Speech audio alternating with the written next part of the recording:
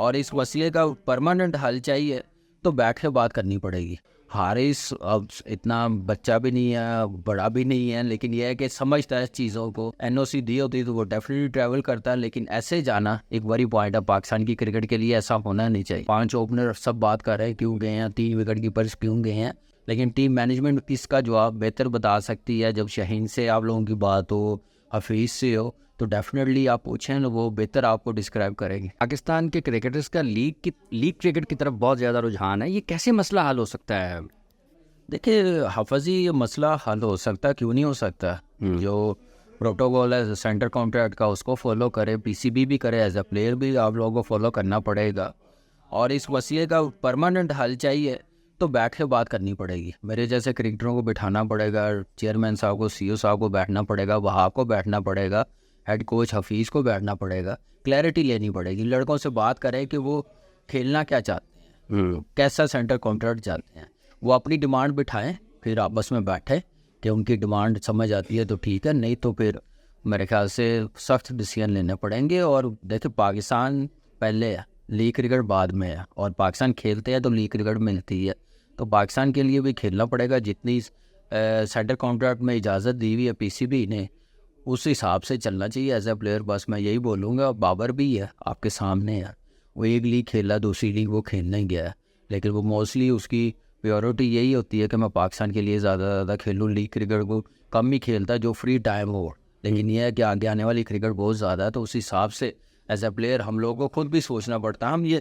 हम भी बात करते थे, जो पीसीबी गलत बात करता था या कोई ऐसा डिसीजन आता था हम भी कहते थे, लेकिन अब पीसीबी भी सही बात कर रहा है। और एज अ प्लेयर भी सोचना चाहिए कि हम लोग इस पाकिस्तान को कैसे लेके चलना है, कैसे क्रिकेट ऊपर लेके जानी है। बड़ी मार पड़ गई है 5-6 साल से, और रिसेंटली आप देखें 1-1.5 साल से कैसे हम लोग हार रहे हैं। तो उस चीज़ से अगर हम लोगों ने दूर जाना है, कुछ अच्छी क्रिकेट खेलनी है, तो फिर प्रायोरिटी हम लोगों को पाकिस्तान के लिए रखनी पड़ेगी, उस तरफ फोकस रखना पड़ेगा। अभी पाकिस्तान की एक विकेट कीपर बल्लेबाज मोहम्मद हारिस बांग्लादेश खेलने चले गए, एनओसी उनके पास नहीं था, तो ये एक आपको लगता है बड़ा उभरता हुआ और ख़तरनाक सा मसला है पाकिस्तान क्रिकेट के लिए?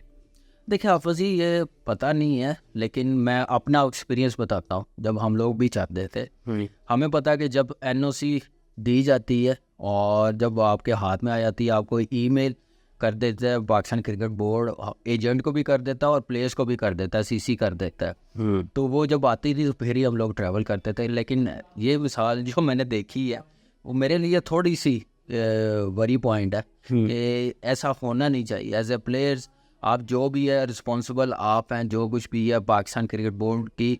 आप देखिए हम प्लेयरों की वजह से इज़्ज़त हमने बनानी है, पाकिस्तान की इज़्ज़त बनानी है।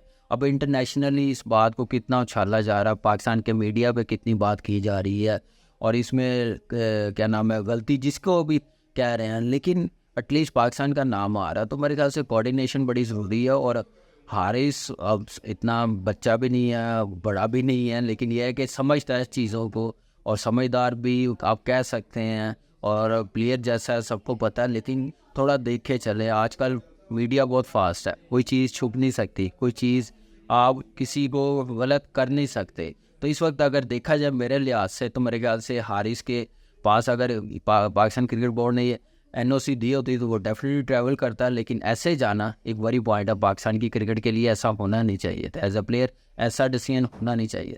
ये जो ऑस्ट्रेलिया और न्यूजीलैंड में टीम की कारकर्दगी रही है, बैसियत सेलेक्टर, आप चूँकि कंसल्टेंट हैं पीसीबी के चीफ सेलेक्टर के, आपके लिए कुछ ज़्यादा परेशान कौन है बिलखसूस न्यूजीलैंड वाली जो परफॉर्मेंस है पाकिस्तान की? देखिए नहीं, ऐसी कोई नहीं हमारे लिए नहीं। हमने टीम जो बनाई है वो बेस्ट परफॉर्मर है, डोमेस्टिक के भी हैं, सीनियर प्लेयर्स भी है। T20 वही टीम आ रही है खेलती हुई, वही गई है। ज़्यादा मोस्टली लड़के वही हैं जो T20 के रेगुलर मेंबर हैं, और नए लड़के वो हैं जिन्होंने डोमेस्टिक में परफॉर्मेंस दी है, सीजन प्लेयर है, उनको मौका दिया है। अब परफॉर्मेंस जैसी आई है, वो कोशिश की है पूरी टीम ने कि हम लोग ऐसी परफॉर्मेंस दें, जीतें, कॉम्बिनेशन अच्छा बना सके। लेकिन जैसा हम लोगों ने सोचा था एज ए सिलेक्शन कमेटी जो मशवरा दिया था, लेकिन उस हिसाब से तो खैर नहीं। लेकिन खैर अब क्या कह सकते हैं, वो बेहतर समझते हैं, बेहतर कंडीशन को देख रहे हैं। वहाँ पे न्यूजीलैंड में वो मौजूद थे, और जैसी टीम बनानी चाहिए न्यूजीलैंड की टीम देखते हुए वैसे। लेकिन यह है कि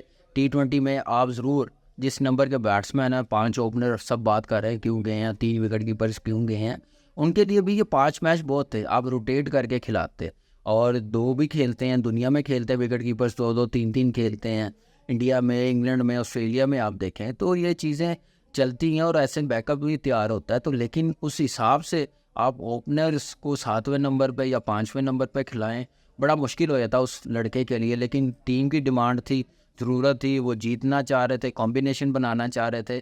तो मेरे ख्याल से जब पता चल गया सीरीज़ डिसाइड हो गई है तो फिर जो नए लड़के हैं उनके नंबर पे ही खेलते तो ज़्यादा अच्छा होना था। क्लैरिटी होती है लड़कों को भी कि हमें फेयर चांस मिला है, जैसे साइम को मिला है, आज़म को मिला है, उनके नंबर पे मिला है। ऐसे साहिबजादा और हसीबुल्लाह को जैसे हम चाह रहे थे कि मिड ऑर्डर खेले, जैसे PSL में भी उसने मिड ऑर्डर खेला है, परफॉर्मेंस दी है। साहिबजादा ने 3 साल से एज ओपनर बड़ी ज़बरदस्त परफॉर्मेंस दी है डोमेस्टिक में।